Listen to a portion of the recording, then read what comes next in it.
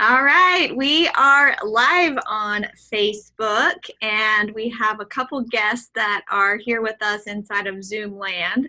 I think others will probably be chiming in. I am super excited that Amanda Pohlman has decided to hang out with me for this session of Shift. So thanks so much. Hey, you guys that are watching, I'm Jenny Wolek with the Wolek Group in Tulsa, Oklahoma. I just love sharing and empowering and learning and growing with all my realtor friends. And so, to be quite honest, I knew that we needed to do a Shift book club as a team. And so I just, with the recommendation of Brittany on my team, she said, well, why don't we just invite others to join in on this with us? And now it's recorded, and then we can use it again for future training. So I have found other mega agents that have survived the shift, like me, who are going to help out. I'm going to go ahead and promote Ellie to a panelist because I know she likes to talk. Hey, come on in if you want to. And I do remember this is how we met, Amanda, our friend here. We'll see if she wants to join us. Oh, she's hiding. If you do decide to join us on video, you totally can't. Oh, there she is. There she is. Yay. Well, I am so... My office is a mess. I have all the best accents going on in my life right now. This is so fun. Yes. And the fun part about you guys is that when I read what you post on Facebook, I can hear your voice. Like, I can totally hear your voice saying things, and that makes it even funnier for me usually. So. Well, cool. Well, this is great. So really, today is about just covering the introduction part of Shift. And Amanda, why don't you start and just share, like, how long you've been in the business, where you are, what your production goals look like, and if you have a team, because all of this really matters because we survived the early days of getting through this. So what's that look like for you? Yes, I'm Amanda Pohlman from Cleveland, Ohio. Very happy to be here. Thank you so much for inviting me. I have survived and thrived in the shift. So unbeknownst to me, I didn't know what a shift was when the first one happened. So I was a single agent and I was licensed in 2005. Yeah. So the shift really happened as I was, getting going in real estate. I am now an agent that has a team. I've been obviously in the business this will be going on my 15th year. And I have a team of 8. 8, sometimes we have 7, sometimes we have 9. We're kind of hovering about the 8 mark. Yeah. Our production last year was, I think, 32 million. And we're going to be about that same production this year. So we're a little stuck at that number. But we embraced the shift 2 years ago because we got ready for it. We got very purposeful. We did a book club. It was our best book club, and we really learned shift inside out. How many units is that for you with 32 million? So last year we did 180 units, and this year we'll end up 160. Yep. So I'm very proud to say our price point went up, which is, obviously one way that we're looking at increasing GCI. But we need to grow. We've got a goal of 50 million next year and 250 units.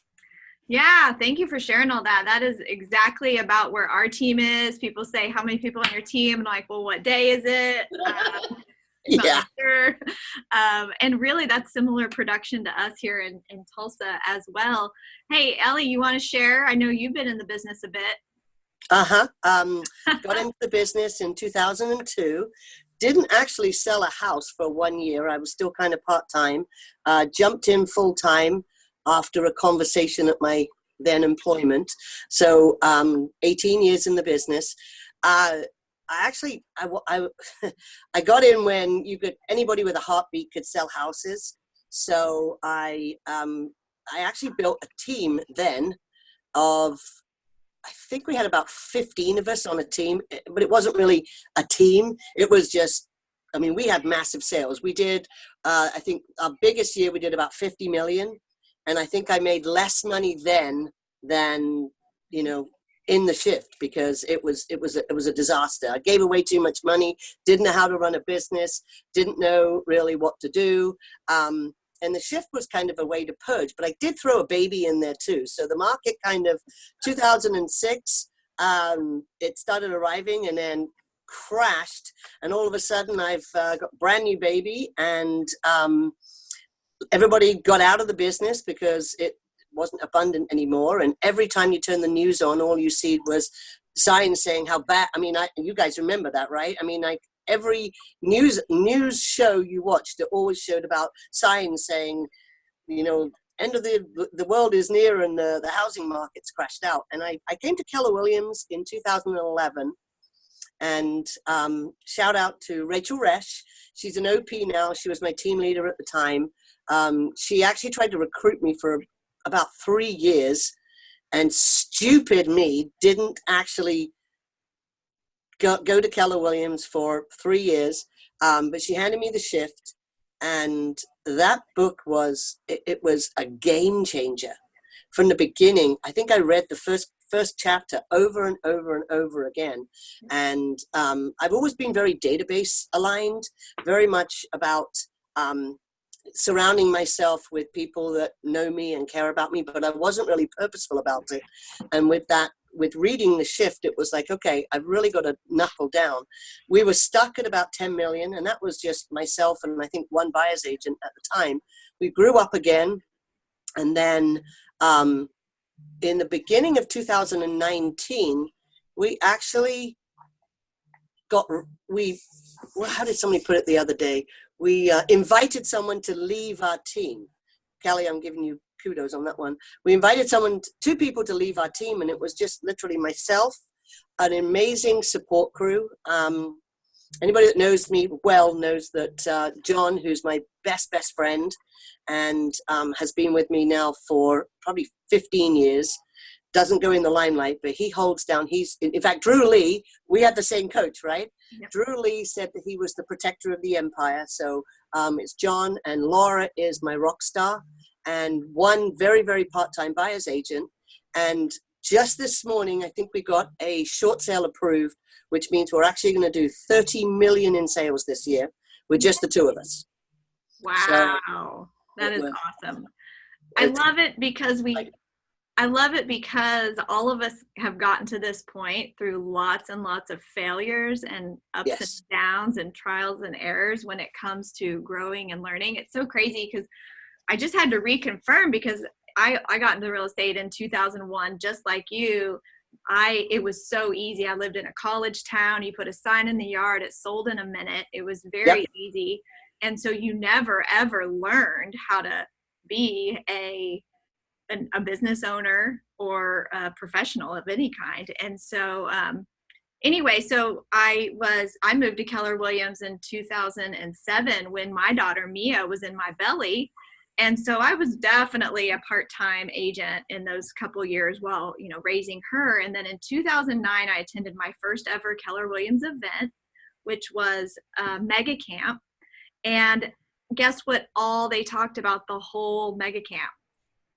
This book. They were testing out the material on us, and that was every session was going through each tactic. And I remember, first off, it was my first mega camp, so my mind was blown.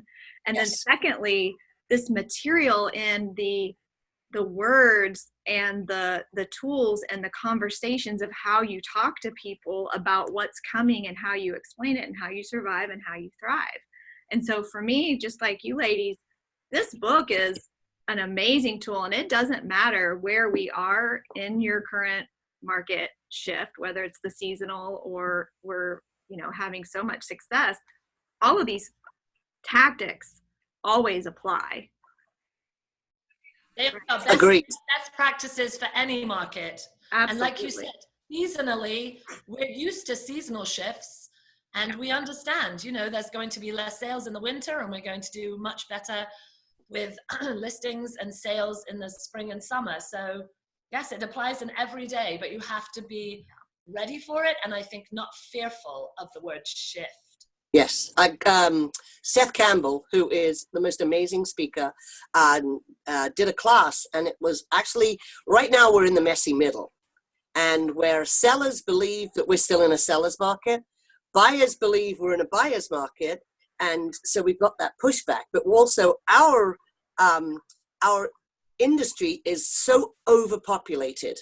Everybody with a heartbeat went and got a real estate license. So we're in that messy middle now, but the opportunity is when we actually come down towards the bottom, and most of our industry, the people that aren't going to survive in industry, get out of the market. And I think that's a personal decision. Are you someone that's going to stay in the market? Are you somebody that is going to be eaten up by the market and get out of the business? Because you can't, because you don't take the systems. But so Seth says that the biggest opportunity is when the market is right at the bottom. So that's all part of the shift. And that's actually in the intro, the law of equilibrium. When there's easy access and easy money that people see in the real estate business, there's going to be more realtors that hop in. It's easy breezy. And those of us who have been in for such a long time, we see them come and go, don't we? I mean, you kind of giggle and chuckle and you're like, okay, we'll see. Because isn't this more of a tortoise rather than the hare kind of race? Yeah, absolutely, 100%. Yeah. So when the uplag's coming, that's so much opportunity, and we don't know, most people don't know when the market turns around again, but that's the time when there's so much opportunity and we're all seeing, fantastic results. Yeah. Well, so really our mission here for today is just to chunk down and dive into the intro. And like I said, I love all different medias when it comes to books. So I'm always listening to the Audible, and I have it on my iPad, which is an awesome tool for you guys who are listening or watching, because all of these there's amazing graphics and visuals in this book.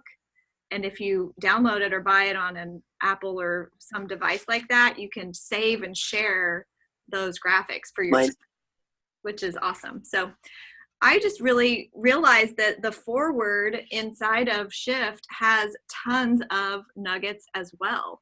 So I just took a few notes on what Gary and Jay start the book with, which is no challenge, no success. So I always love any book that is by Gary Keller and others is always going to start with teaching you where we've been in order to know where we're going and what your mindset needs to be in order to prepare that way. It's so simple. All of his words are like, there is no success without some challenges. And would we say that a shifting market is a challenge? Yes. Opportunity and challenge. Yes. It's so funny because I have been here so long, like you guys. I remember the team meetings back in the, 2010, 11, 12 years when we were finally feeling it here in the middle of America. In Tulsa, Oklahoma, it always takes a while to get to us.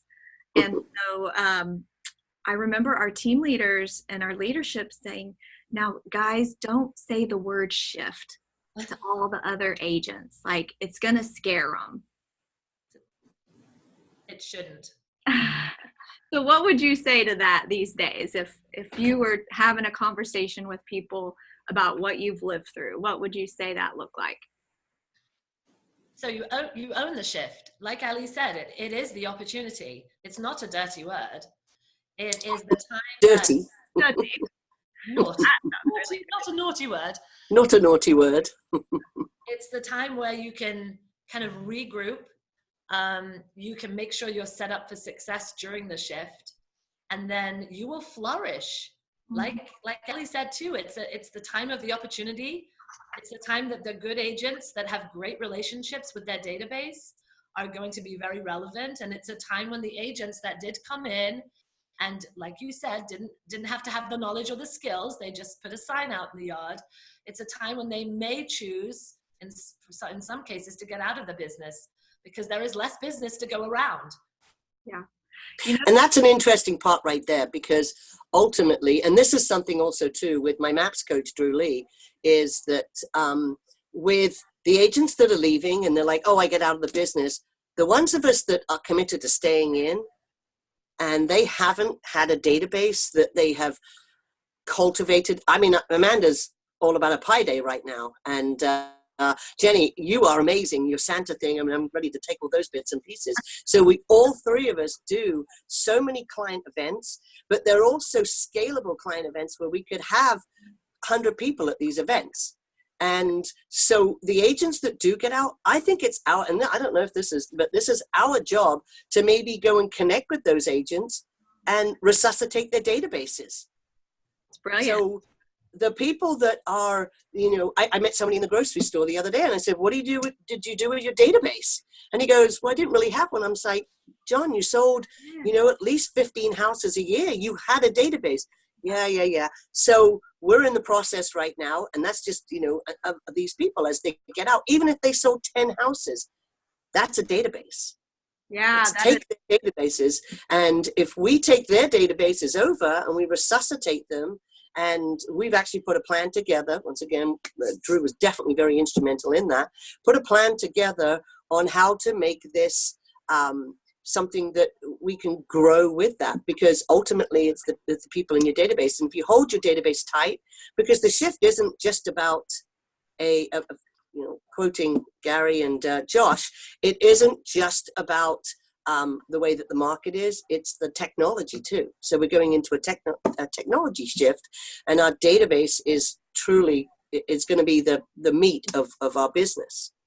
You just brought up two great points that I want to share that I had ahas around. So not only is this a time to be protecting and putting a fortress around our own business, Yep. just to be having open, honest conversations with other agents in our market, because if they are those that aren't, like you said, built on repeat and referral business and they're going to struggle, there's a book called The Golden Handoff. Have you guys heard of that? So that's a good thing. Yep.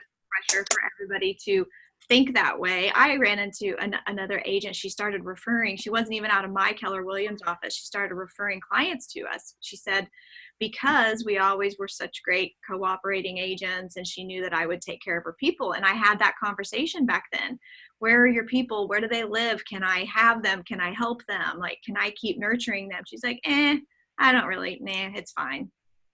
So we need to be educating them to know that they can still have a life beyond real estate by way of referral fee, or, you know. But that's another point for that too, is that like that person, so we put together a program, and it was where we bring them in and they can stay into, what's the word I'm looking for? Amanda, what word am I looking for? Referral status, sorry. Referral status. But if you bring in somebody with a massive database that's just ready to walk away, they come into referral status, they join Keller Williams, whose profit share are they going to go on? Yeah, sure. You put them on your profit share tree, which I know Amanda, I don't know if you know this, but Amanda has the most amazing class on passive income. She teaches, was it like 10 streams of passive income? I teach realtors, and I teach clients to fall in love with passive income as a way to think about retiring. Yep. I mean, this is, you bring somebody in who basically is walking away from their business or doesn't think they have a business. You bring them in, and they, you know, the culture of Keller Williams, and you can either have them do it right away, or they can come in slowly, but you put them on your profit share tree. And now, as they're paid, obviously they have to be paid through a broker. So they're paid through the brokerage in their referral status, the referral fee that you give to them on a structure too. It's this amount for 2 years, this amount, and everybody decides what they want to do. But ultimately, that's more people that you're adding to your profit share tree as well. Well, and really, if you take a step back, you're really still adding to that person's, that agent's family and their future. 100%. And then you teach dollars to them otherwise. Yep. Back to the shift. The weaknesses are exposed during a shift. So as Ellie talked about, and you, protecting our database is so important. But we also, you know, there's other things that we have to make sure. Our costs, we have to be very accountable to our expenses, right? We also have to have good support staff around us so that as we're moving through the shift, those things are exposed more, right? The mistakes that happen when our clients are not happy with us, that's going to show up more. And then, of course, you know, absolute basic of everything, which is you've got to be lead generating. So during Yes, and systems as well are going to become more and more important. Yeah. Systems are, if you don't have systems in place, and if you're kind of flying by the seat of your pants, like I do, I mean, I know that. I know where my flaws are, and we've got to put systems into place. And the profitability is, well, Gary Keller's so focused on profitability right now, but there's every chapter in Shift. Yeah.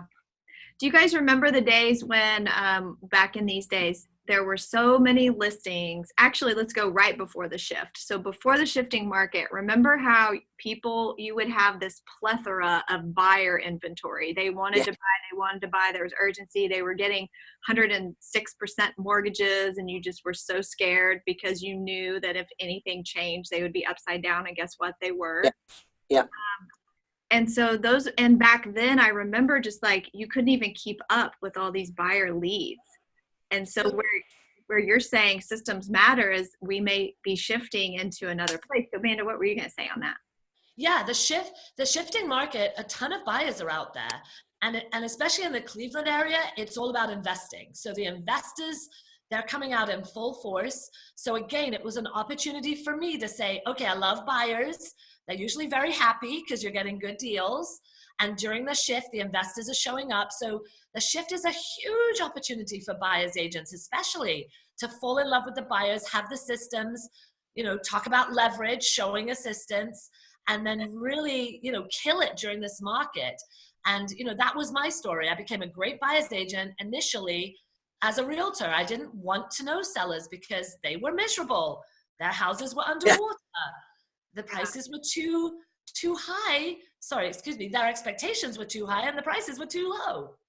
Yeah. So as we're going to grow into maybe a shifting market, maybe not, here in Tulsa, Oklahoma, under 200,000, there's not inventory. So you get this pool of investors who are ready to go and there's nothing to invest in. So what would you say to those who are watching, who have people that have money and some motivation, but there's nothing available right now? Come and invest in Cleveland. There you go. Yeah. There's great investment opportunities, but even we who are in a shifting market, they haven't opened up yet. The incredible opportunities between 2007 and 2011, they are not here yet, but the market's well and truly shifting. It's in the middle of it. Yeah, Gary Keller says, Drew says, Gary Keller says, there's never a home. The only homes you sell are homes you don't want to buy yourself. And as we go into a shifting market, right now, if everybody's fat on the hog with making lots of GCI and their income's up, but that money is sucked. There you go. You just picked up that book, didn't you? You put that money now for when those prices get more attractive. That's when we need to, as business people, as investors in our business and our family, that's when we need to start looking for properties that we need to buy for ourselves, and which is what Amanda does and has done and does really, really well. Yeah, absolutely. It's getting our mindset around we're the buyer first, if possible, right? So Amanda, share a little bit about that. So yes, I love passive income, and I'm a big proponent of, in our market, buy and holds. Notwithstanding, there's also fix and flip opportunities that people do really well with. But I talk a lot about passive income, so not getting involved in actually doing the work. So buy and holds are really great here in Cleveland. Our 1% rule, or the 1% rule, is kind of blown out of the water because we have a lot of kind of transient movement in and out of Cleveland to do with the medical community. So we have residents, doctors, etc. And so we get very high rents on our rental properties. So it's always a great opportunity to come to Cleveland anyway for, double digit cap rates, great ROIs. And then during the shifting market, even more so, because you're going to buy these deals lower. A lot of the investors that have done really well with their buy and holds, they sold them during the high market. So there's hopefully going to be a lot more opportunity as the market shifts. And you need to be an agent that understands that talk.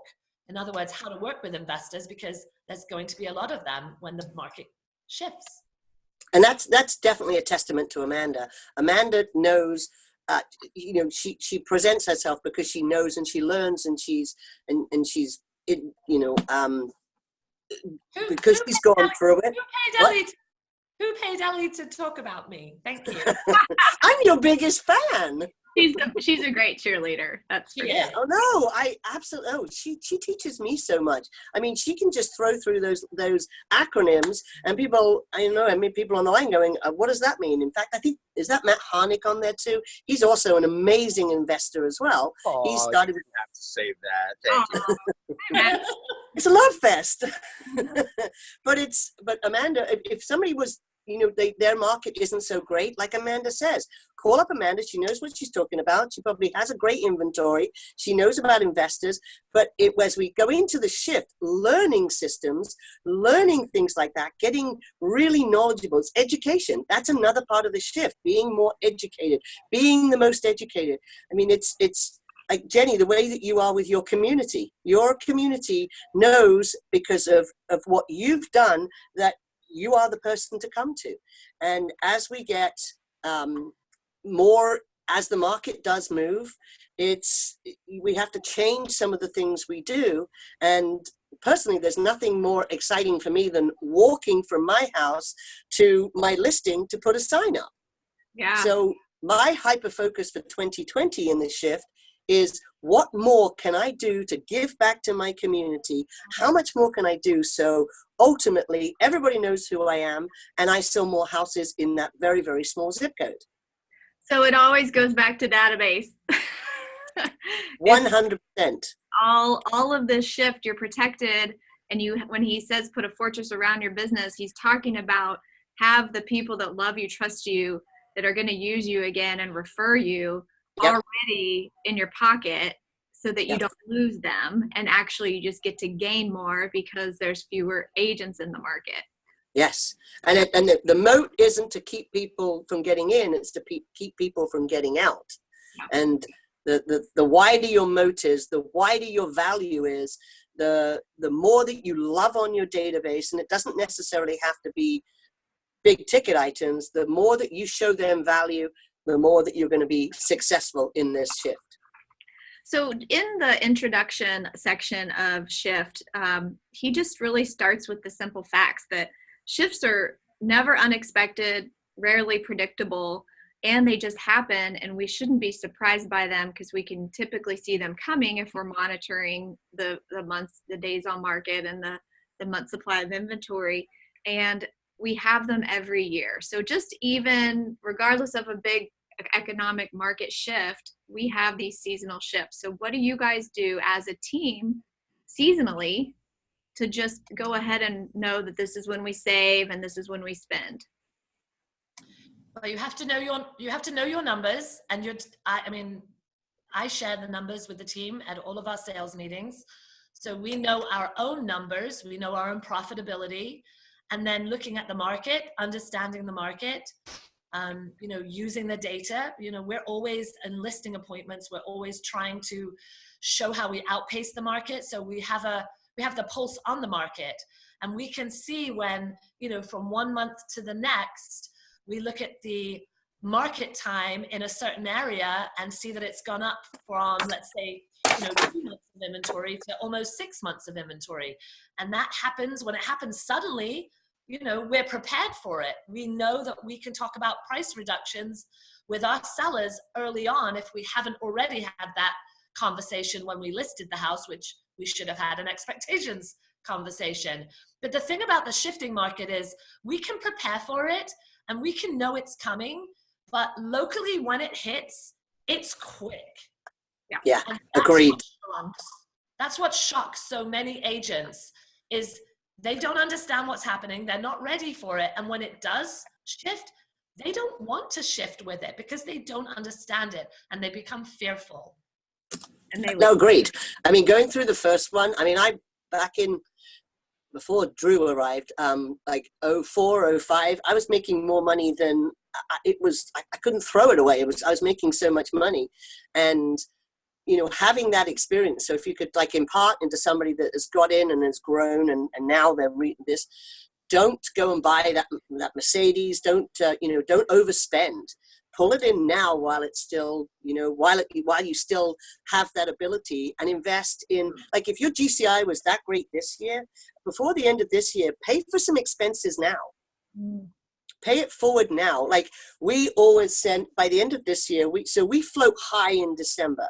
So in December, we're actually paying, like we pay our office dues, we pay for our marketing in December.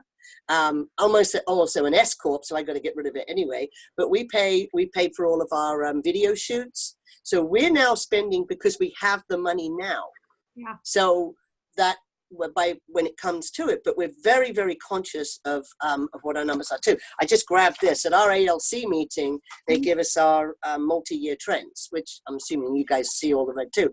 And the area, like Amanda has Cleveland in the medical field, because we are so very heavy on the military, and we have a lot of people that PSA. Hang on.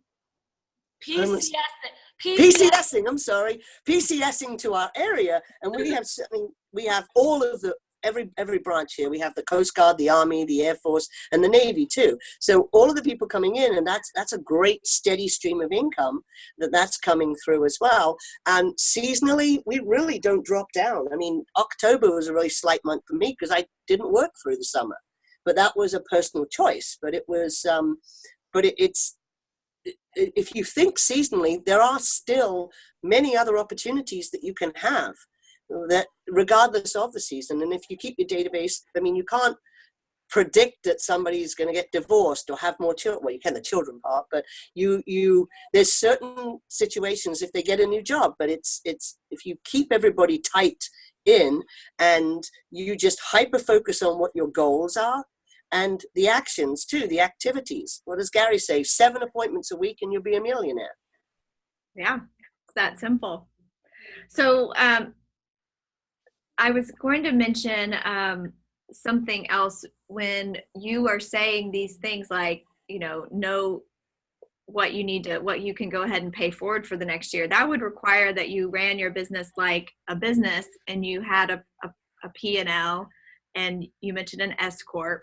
So we're making pretty big assumptions that everyone is on that page. And would you guys agree that I know that I didn't start out my real estate career in my single agent early days being a business person?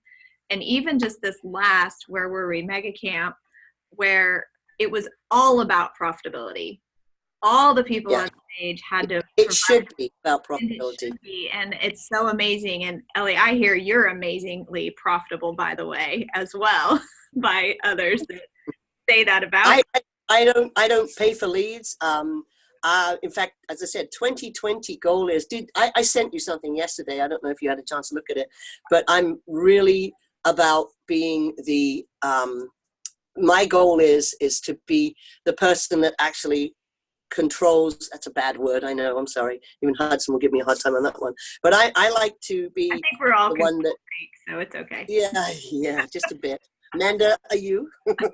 But it's giving back to my community has just become such a big focus in me, and I have such great opportunities to have that. But if I coordinate it and other people want to be part of that, then my financial investment is zero, but my time investment is more. But the benefits of that are that I'm actually going and networking with people, and I'm a high D. I'm not a big I like Amanda is, but I'm very, and you too. You're a wonderful I. I need to have a purpose to go talk to people, but I'm creating more of my tribe in our community to give back to the community, but it's a win-win. So every event we ever do, we have a VIP tent for our epic clients.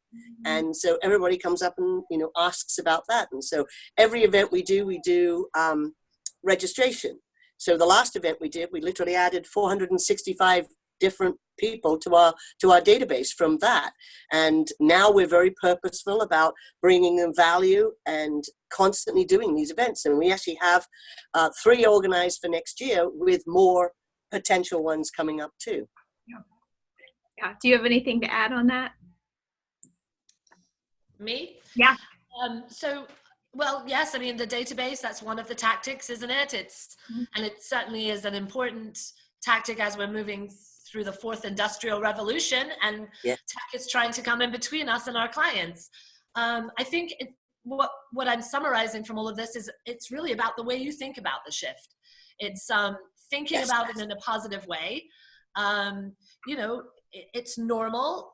Shifts happen, you know, that's what's going to happen. And can you focus on getting into a different mindset and different gears to make sure that you thrive? So when Ellie said she's paying things off, a lot of what we've been doing over the last 2 years is making sure we're cutting expenses that are unnecessary, which again, that's something you should be doing anyway as a single agent or a business owner, is taking a look at what you're spending your money on and seeing where it's unnecessary. You know, so all of these tactics, I think they apply in everything in our business. And the fact that we have a book that outlines the 12 best tactics, it's, you know, Gary wrote us another manual and here we go. We should follow along and we should be using it every day with all of our businesses, whether we're a $2 million producer to a $20 million or two. Absolutely agree. Since I know you guys are such experts in working with buyers and sellers, let's give some good scripts for those that may be watching when it comes to this time of year. It's mid-December and you've been working with some buying clients and they're like, I'm just going to wait till spring to look now. We have a lot of this going on right now because my buyer's agents are, you know, frustrated because buyers don't seem to be as motivated, which is why we need to find the motivated ones. But the script is, I believe, all around the opportunity with the lower interest rates. I mean, the buying power of interest rates that have dropped almost 1% in the last year, you know, that's almost $30,000 to some buyers that they can now afford on a house. So we talk a lot about making sure that the buyers understand what the opportunities are here in this market and in the middle of the winter when prices are down anyway. Yeah, so that I think a valuable tip would be get with your trusted local lender and look at real numbers. If I buy now at this interest rate or I wait at this interest rate, what are those hard numbers? And that could be a video out to your database, the conversations at your consultations. Because I think we can say the generic, you know, interest rates are low and inventory is greater and blah, blah, blah. But I think that buyers and sellers really need to see the fact. Yes, they do. They need to see in hard numbers what it means to them. Yeah. Yes. Is very true. And even a text, just to remind them that the interest rates went down again. They went up and then down again. You know, that's powerful, and staying in touch with them so they know it. You put it top of mind for them. Yeah. So on the reverse, what about some sellers who are just wanting to stay put through the holidays and even the first of the year, but you know that their house is a great candidate to sell pretty quick? What do you think about that? I mean, I'm not going to bring out a script right there, but can I plug Glover U for that? Yeah. Because the Jeff Glover obviously has this down like pat, and with the I'm in the coaching program right now, and even 18 years in the business, everybody can still learn on a regular basis. And I think what's numbers? High achievers spend at least 56 days a year in a classroom. So with Glover U, his objection scripts, his scripts for, you know, what to do to touch your database, what information, like Amanda says. I mean, one of the things we've been doing recently is going to everybody that we know is still active duty or even vets, because the funding fee goes up as of January 1st. Which is now, I'm not saying it's too late, but if it's, I think you have to settle before January 1st before the funding fee goes up. And that's a big chunk of change to somebody. So with the interest rates too, but Jeff has, within his training program, I mean, he's got scripts up the wazoo about different things to come to people. In regards to sellers, that was one whole class of his boot camp was, why are you waiting why are you waiting till the spring when everybody's on the market? You know, you have intentional buyers right now that are looking. Also in our area, when a lot of the government jobs start January 1st, we have a lot of buyers that are in the market, even if they're still in Oklahoma and they haven't actually moved here yet. They're online looking, and there's no inventory but those are the times right then but even to have those conversations with your clients, just to get into that relationship of, okay, how can I start bringing you value right now and then, bring up that date of when you're going to list your house. So it's just a conversation. My script around sellers is really to talk about the window of opportunity, because as we know, the first 30 to 45 days is key. And I'm Yes. using the old, you've got to win the beauty contest and the price war. Yeah. When a house is poorly priced, showing them, using the comps that you're bringing to show that when a house is overpriced, it's going to take so much longer to sell, and then showing them list to sell ratios of where it actually does sell because of the pricing. So I think having that expectation up front and really them buying into the concepts that are going to set their house apart, staging, pre-inspections, things that are going to put them kind of at the top of the buyer's list, because during a shifting market, we really have to hunker down on having our sellers as our team, because otherwise they are frustrated with us on account of what the market is telling us all. We're already feeling that when we had very short days on market, even this past season here in Tulsa, Oklahoma. We've never been like some of you guys on the coast where they sell in a minute. We've never had that. Nor me. We have like 10 offers coming in within 10 days. So, but now whenever we've gone to like a month on the market, guess what the sellers start saying to us?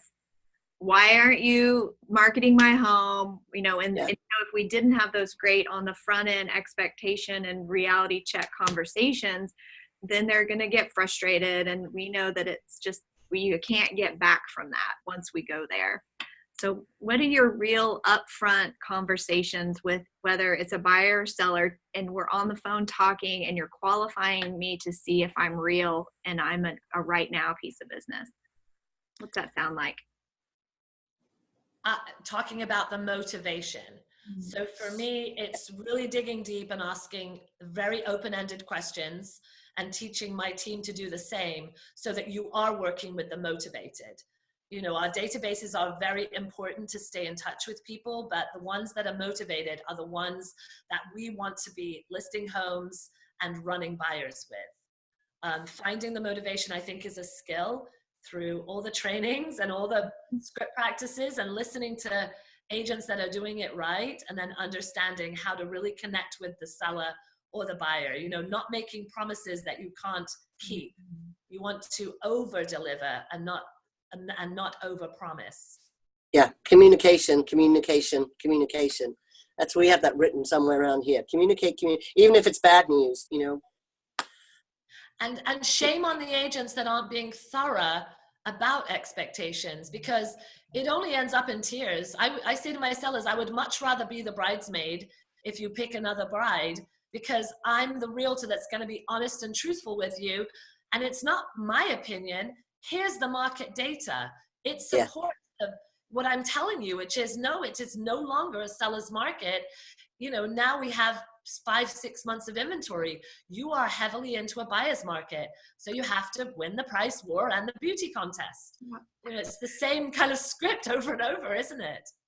Yes, I love it. And I'll date myself. I had one years and years and years ago shift on disc. So I had 7 different discs. I think some of them are missing still. And I used to pass those around to the team members, and I would literally listen to them over and over again. So all of those phrases, Amanda, you just blurted out like it was your natural lingo, all comes from this book. And it's hearing it. So nowadays, just download it on Audible and play it over and over again to yourself when you're driving around town or getting ready in the morning. And the way that the words flow then comes out of you, and you sound like Gary Keller. Yes, if you think script practice isn't for everyone, it is, because 100% those scripts and then we turn them into our way of saying it. Yeah, with our flair, and then, like you said, it rolls right off of your tongue. And you have to be very good in a shifting market at persuading sellers and buyers to listen to you. You are the expert. Yeah, because ultimately we don't get paid unless they sell their house. So the better you are at giving them upfront the expectations and communicating with them, but also learning their motivation at 100%. That's why we're all successful, I guess, because we are doing that. And true sellers and buyers, they want to hear it from you. You are the professional, and you need to give them the right competent guidance backed up by market data. You know, the market says that this is happening. You know, don't shoot the messenger. I'm interpreting the market data. And then you're the professional. You're just telling them the bad news in a very kind way because the market's supporting it. And we say it with a smile and with compassion and with professionalism, because just like you said, you know, I will definitely say, you know, I'd rather tell you no now than let you down later. And that's another great one to have in your pocket when you're not feeling that you're a match. So talk to me about how you say no to clients to not work together, or how you break up with people who now you've realized just aren't a match to work together. I like that face, Amanda. I don't like breaking up with people. I put on my realtor hat and I say, you know, especially to people that I already know, I am not your friend anymore. I'm going to talk to you as your realtor. And I want that expectations conversation to be that we're a team, because otherwise we certainly are not going to be successful together. And, you know, then the sellers want to, you know, what aren't you doing? And you do run the risk of losing the listing. And, you know, a house that isn't appropriately priced is going to make no one happy. The seller especially, but also you'll be very unhappy working with that seller. So, well, of course, it's anxiety. I hate not being able to sell a house. I'm going to go straight to my Glover you. Hold on. I have a good one that I learned locally.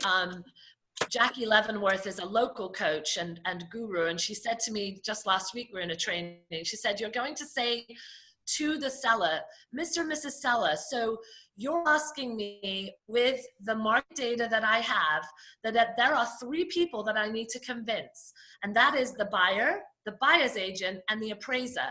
So help me understand, Mr. and Mrs. Seller, with this market data, how am I going to convince them that your house is worth X amount of dollars? And I thought that was really great, just the way she used the market data as help me understand how those 3 important people, because we can talk till the cows come home that we wrestle with an appraiser. I'll say to my sellers up front, you know, don't fight with me over the price. Save my negotiating for when I'm meeting the appraiser to say the house is worth this price. But to put in also the buyer and the buyer's agent, I think that was powerful, because I'm hearing from buyer's agents that the sellers are sending the message to their buyer that they don't want to negotiate because they haven't adjusted the price. Right. And B, because they're overpriced for the market, the buyer doesn't want to waste the time. You know, unfortunately, he doesn't want to risk that he's going to get into a bad feeling with the seller on presenting his offer. So they'd rather move on.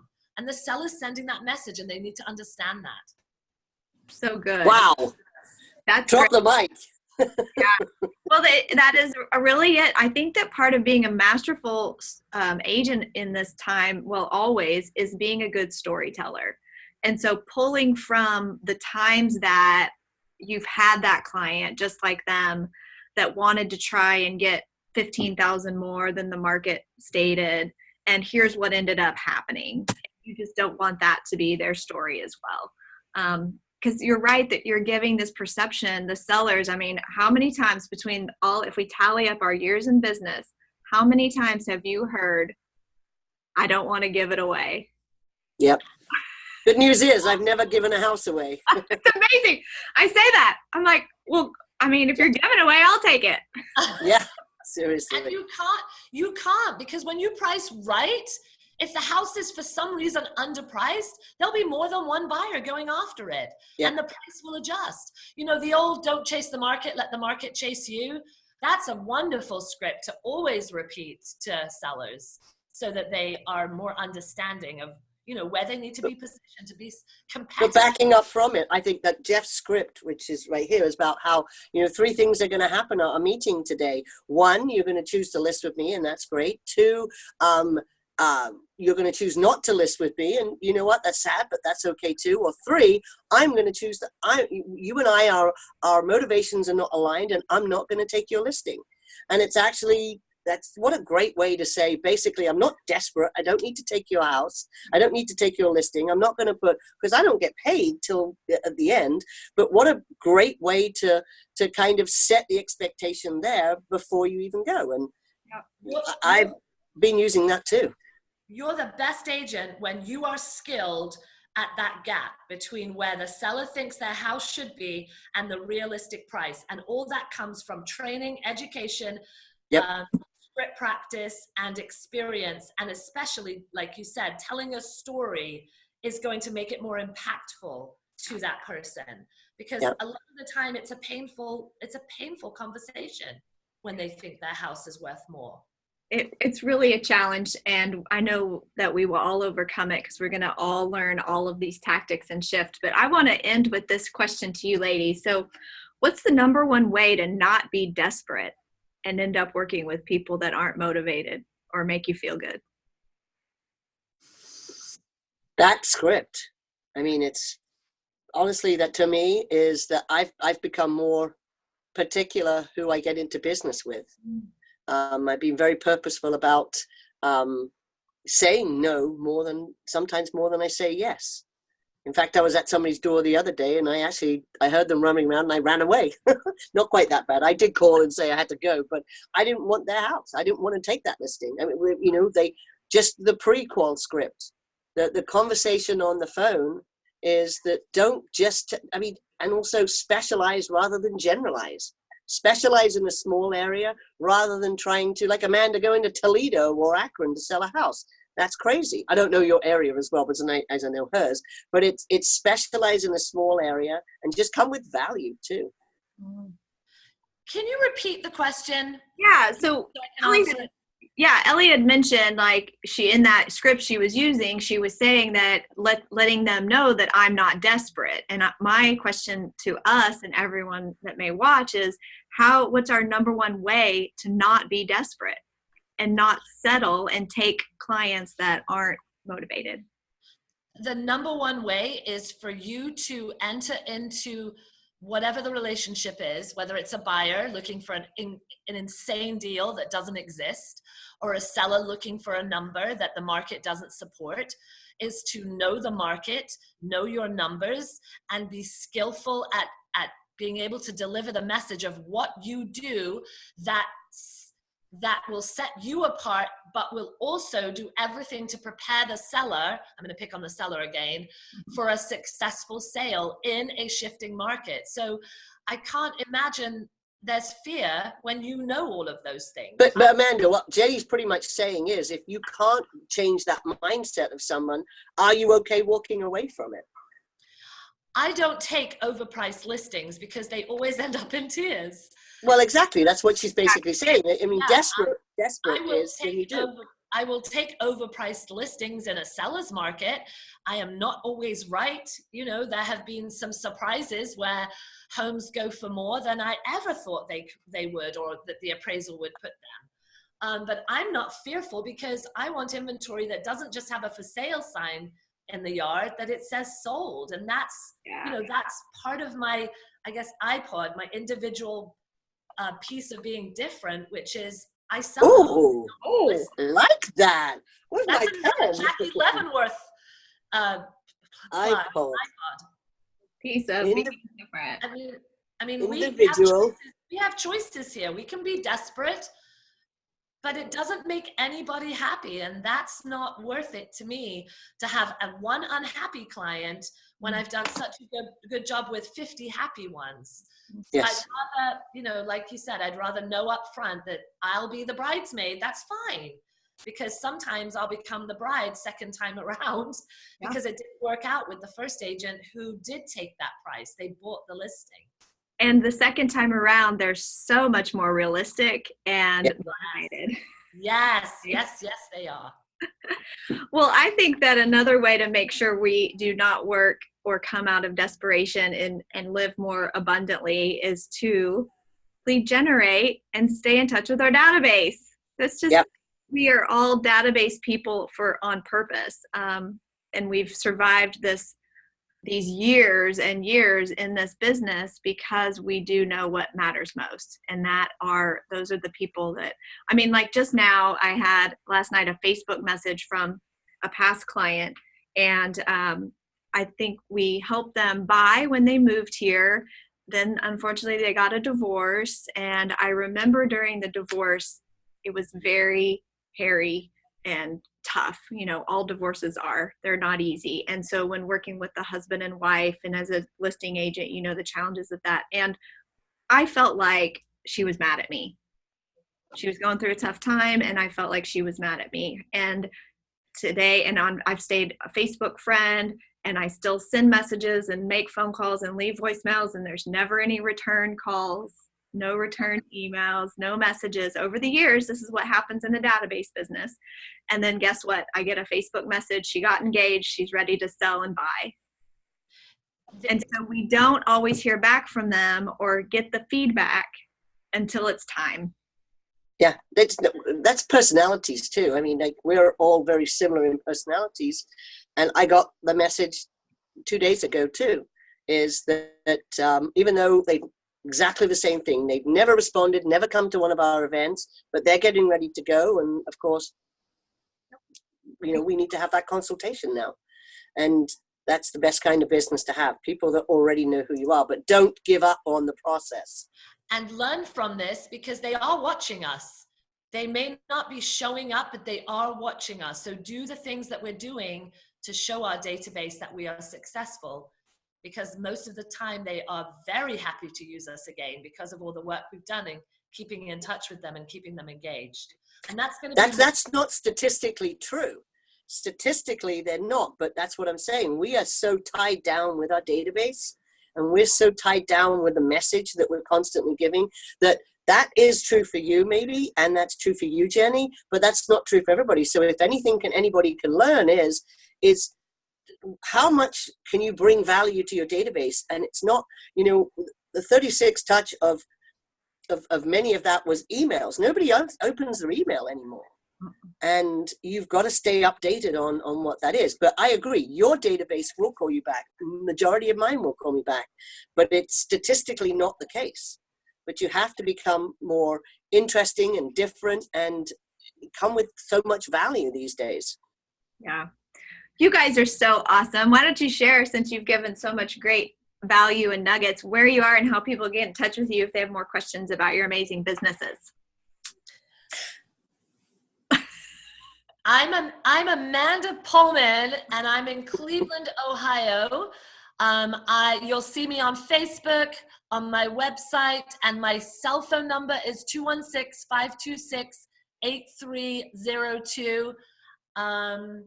Yes, find me, and I'd love to help you, especially with referrals and also investors. I love helping agents and clients about passive income. That's awesome. Well, I know, Ellie, go ahead. I'm in the Central Maryland area. Ellie Mcintire, obviously on Facebook too. And I will be at Glover U with you ladies too. I was going to give Jeff a shout out here. We'll be at Unreal Summit coming up January 6th, 7th, 8th, Orlando. Wait, yes, you ladies are up on stage, and this will be my 4th event. Thanks to Amanda. Amanda took me to my first event in Ohio. Traverse City, wasn't it? No. The first one we went to was in Erie when they came down to Ohio. Oh, that was Maumee Bay. Maumee. Yes, we crashed their party, and it was amazing. Game changer. Well, yes, I'm in Central Maryland area. In fact, this year I did 22 agent-to-agent referrals this year, a big chunk of my business. I will absolutely take care of your clients wherever you're coming in from. I think actually Matt sent me referral before. Amanda sent me a referral. Jenny, you've never sent me a referral yet. There's the call to action right there. There you go. So yeah, happy to help everybody. But thank you, Jenny, for doing this, because Shift is the book of this market. And we need Jenny, you're awesome. You are such an influencer in our industry. You are. How can anybody not Now, I'm going to keep going. How can anybody not send their referrals to you? Because we know that you're going to take wonderful, wonderful care of them in Oklahoma. In Tulsa, Oklahoma, because Oklahoma. yeah, because I have amazing rock star agents that help me and an awesome team that we have systems and we love on our database and you share so much too.